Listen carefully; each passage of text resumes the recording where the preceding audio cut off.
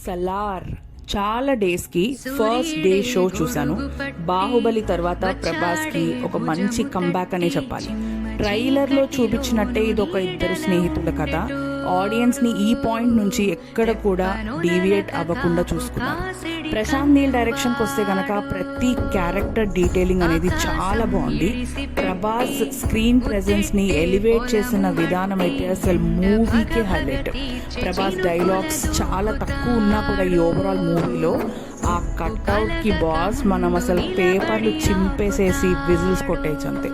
చాలా రోజుల తర్వాత ప్రభాస్ చాలా లుక్ వైజ్ కానీ బాడీ వైజ్ కానీ చాలా బాగున్నాడు.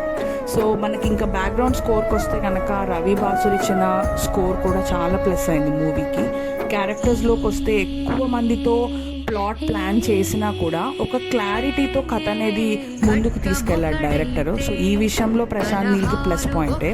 పృథ్వీరాజ్ గారి యాక్టింగ్ కూడా పర్ఫెక్ట్గా ఉంది.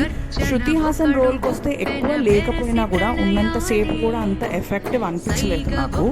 జగపతి బాబు గారి రోల్ కూడా ఈ పార్ట్ 1లో తక్కువగానే ఉంది. బట్ మదర్ క్యారెక్టర్ వేసిన ఈశ్వరీరావు గారు మాత్రం బాగా పర్ఫామ్ చేశారు ఎక్సెప్ట్ ఫ్యూ సీన్స్. బట్ ఓవరాల్గా ఈశ్వరీరావు గారి క్యారెక్టర్ అయితే బాగుంది. ఇంకా శ్రీయారెడ్డి ఝాన్సీ రోల్కి వస్తే కనుక నాకెందుకో బాగా ఓవర్ యాక్షన్ అనిపించింది బాస్.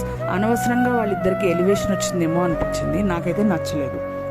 సో అలాగే ట్రైబల్స్తో ఒక సాంగ్ ఉంటుంది, అది కూడా నాకు అంత ఎఫెక్టివ్గా అనిపించలేదు. బట్ ఓవరాల్గా మనం లాజిక్స్లోకి వెళ్ళకపోతే కనుక మూవీ మనందరికీ నచ్చుతుంది. ఎక్కడ కూడా మనకి కేజీఎఫ్ మూవీని గుర్తు చేయటం అనేది మాత్రం అస్సలు జరగదు. సో ప్రభాస్ ఫ్యాన్గా మాకు ఇది ఒక మంచి బిర్యానీ ఫీల్ ఇచ్చిన మూవీ అనే చెప్పాలి.